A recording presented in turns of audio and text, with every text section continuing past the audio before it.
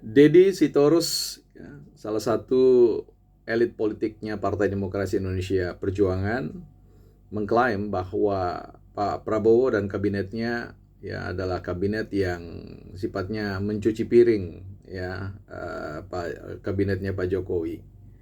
Namun hal itu kelihatannya secara halus dibantah oleh Daniel Ansar Simanjuntak. Kita akan bahas di Bukan Partai Politik. Selamat datang teman-teman sekali lagi di channel Bukan Partai Politik, ruang publik kita bersama untuk membangun diskursus deliberatif ya terukur, bernalar, dan tentu berusaha untuk membangun suatu argumentasi-argumentasi yang sifatnya konstruktif ya, tetapi sadar benar bahwa bisa saja terjadi slip di sana sini yang menyatakan bahwa memang setiap benak kita seringkali memiliki retak-retaknya ya. Oke, kita akan bahas soal tentang politisi kita Deddy Sitorus ya, yang menyatakan bahwa Pak Prabowo ini adalah kabinet yang sifatnya hanya akan mencuci piring kotornya Pak Jokowi. Tapi sebelum kita ke sana, kita baca buku ya terlebih dahulu. Harmonic Wealth ya, Harmonic Wealth, salah satu buku yang saya sukai, saya gemari, dan menjadi guru yang tak terlihat bagi saya, James Arthur Ray ya. Mungkin teman-teman pernah kenal label beliau guru The Secret ya, guru The Secret. Ya, ini buku lama teman-teman ya. Saya tidak tahu apa masih ada, tetapi dia isunya evergreen ya. Prinsip-prinsip yang dikandung di dalamnya evergreen, artinya berlaku sepanjang masa. Di dalam halaman 82 di situ dikatakan ya, apa yang bisa dilakukan chaos ya, kekacauan. Seorang fisikawan Belgia, Ilya Prigogine, memenangkan hadiah Nobel untuk ilmu kimia pada tahun 1977. Melalui karyanya dalam struktur-struktur yang melenyap, ia mengajarkan kepada kita bahwa kita tumbuh dalam perbandingan langsung dengan jumlah kekacauan yang bisa kita lalui dan lenyapkan. Artinya, sistem yang terbesar adalah sistem yang bisa bertahan terhadap arus masuk atau jumlah terbesar dari kekacauan, tetapi tidak menjadi runtuh.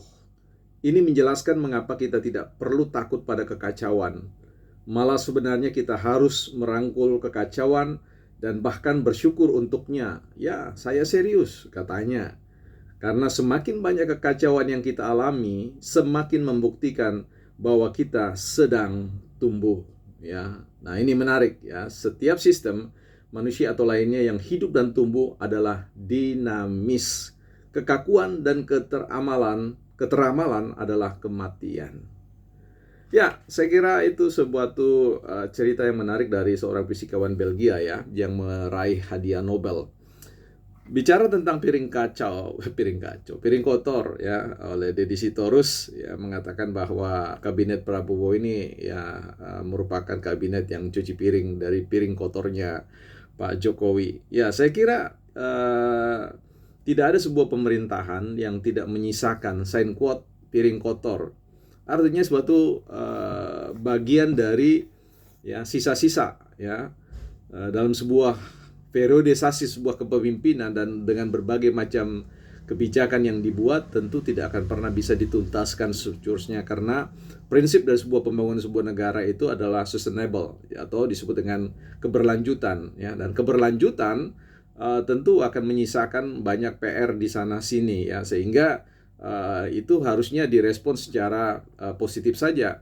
Bahkan sampai hari ini negara kita ini masih juga mencuci piring kotornya Soekarno ya, begitu juga presiden-presiden yang berikutnya, Soeharto, SBY ya, dan Gus Dur ya, Megawati ya, Pak Habibie, dan tentu Pak Jokowi. Jadi tidak ada sebuah rezim pemerintahan yang tidak menyisakan hal-hal yang dimaksud. Jadi hal itu saya kira hal yang sifatnya tidak perlu harus di amplify atau diperbesar begitu ya. Jangan-jangan nanti kemudian ini bukan lagi dirasa sebagai sebuah upaya untuk cuci piring kotor, tapi cuci otak ya. Jadi memang jangan sampai PDIP melalui elit-elitnya termasuk Pak Sasto dan yang lain-lain mencuci otak warga negara ini seolah-olah memang Pak Jokowi ini adalah pencipta kekacauan destruktif. Tapi lebih baik kita mengatakan Pak Jokowi ini seperti buku yang kita baca tadi adalah seorang leader, pencipta kekacauan yang konstruktif ya. Jadi kita tahu bahwa munculnya sebuah konstruksi atau katakan rekonstruksi itu hadir ketika ada yang disebut dengan variabel dekonstruksi, variabel penghancur dari variabel konstruksi awal, sehingga memang akan menciptakan suatu kekacauan. Kalau teman-teman paham tentang logika ya, ketika ada orang membangun rumah dan kemudian rumahnya itu sudah dianggap tidak representatif atau tidak mewakili suatu kebutuhan, maka akan dilakukan ya apakah hancur total atau kemudian dilakukan dekonstruksi, sifatnya melakukan renovasi yang ya terukur dan sebagainya, sehingga itu akan menciptakan sebuah ketidaknyamanan, kekacauan di sana sini, debu yang ada, kemudian harus barang dipindah ke sana kemari dan sebagainya. Tetapi finally ya, akhirnya the end of this process renovation, orang kemudian mendapatkan sebuah rumah ya yang bagus, yang representatif dan memberikan ruang pertumbuhan yang baik. Nah, kalau berbicara tentang priorisasi Jokowi dalam konteks kepemimpinan 10 tahun, di sana sini terjadi kekacauan, chaos ya. Saya kira itu bukan sesuatu hal yang kalau dalam perspektif penerima hadiah Nobel itu sebagai sesuatu yang perlu harus direspon secara negatif. Itu menjadi sesuatu yang positif ya. Dan pada akhirnya nanti kita akan berterima kasih kepada Pak Jokowi sekalipun hari ini ya dicaci maki sedemikian rupa, ya dihajar bahkan tipis, orang yang kemudian punya prestasi yang banyak kemudian harus digiring untuk dipenjarakan dan sebagainya. Saya kira ya itu sesuatu yang menurut saya over, berlebihan ya. Ya. Nah, yang saya mau tekankan di sini sekali lagi berbicara tentang apa yang Daniel Ansar Simanjuntak ini, juru bicara Gerindra yang menurut saya memang punya kelas tersendiri ya, sebagai seorang juru bicara yang track recordnya teruji dalam kontestasi Pilpres sebelumnya, di mana beliau menyampaikan narasi-narasi yang sangat terukur dan sangat kalem sehingga mudah untuk dicerna. Nah, sehingga balasan ya atau respon, sebut saja respon dari Daniel Ansar Simanjuntak ini, beliau mengatakan bahwa politiknya Pak Prabowo sekarang itu adalah political yang disebut dengan accumulation advantage ya. Jadi bagaimana beliau punya pendekatan untuk menghimpun, mengakumulasi semua capaian-capaian, keuntungan-keuntungan ya, keberhasilan-keberhasilan itu dari semua presiden-presiden yang ada sebelumnya.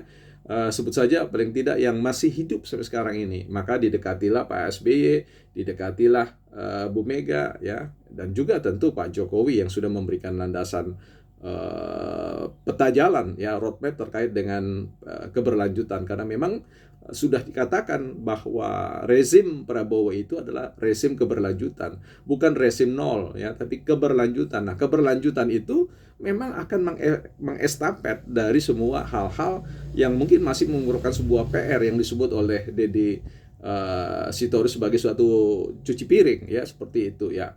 Nah, inilah yang kemudian kita harus respon persoalan-persoalan ini di ruang publik. Jangan sampai kemudian influencer-influencer, elit-elit politik yang menggunakan keajaiban ruang media itu mencuci otak warga negara yang polos, yang tidak mau terlalu pusing dengan persoalan itu, dan mereka tulus ya. Dan kita tahu bahwa efek sebuah media itu kalau sering kali didengar dengan narasi-narasi yang sifatnya rasional, itu bisa dianggap sebagai sebuah kebenaran. Dan inilah peran kita untuk melakukan antitesis ya, terkait dengan pernyataan-pernyataan yang sekelas seperti yang dikatakan oleh Pak Deddy Sitorus. Nah, saya mau ingin menggarisbawahi bahwa sekali lagi pemerintahan apapun selalu dalam perspektif kebijakan akan meninggalkan piring kotor. Ya, itu karena keterbatasan sumber daya ya, sumber daya waktu, sumber daya manusianya, sumber daya finansial atau budgetingnya dan seterusnya. Jadi ini yang harus diketahui oleh publik. Tidak ada satu pemerintahan yang tidak menyisakan piring kotor ya. Tetapi kekacauan-kekacauan yang terjadi harus dievaluasi. Apakah kekacauan-kekacauan itu adalah sebuah kekacauan-kekacauan yang merupakan sebuah pertukaran ya, berani membayar harga kekacauan yang harus dilakukan dalam rangka untuk mendapatkan sebuah hasil yang jauh lebih baik. Nah, IKN itu pasti menimbulkan kekacauan-kekacauan di sana sini ya. terkait dengan sistem pemanfaatan sumber daya alam dengan bicara tentang hilirisasi, itu juga menimbulkan kekacauan-kekacauan bukan hanya dalam skala lokal, regional, nasional, tetapi juga dalam skala internasional. Karena itu bersabarlah dengan kekacauan-kekacauan itu, karena kekacauan-kekacauan itu ya sengsara membawa nikmat, bukan partai politik.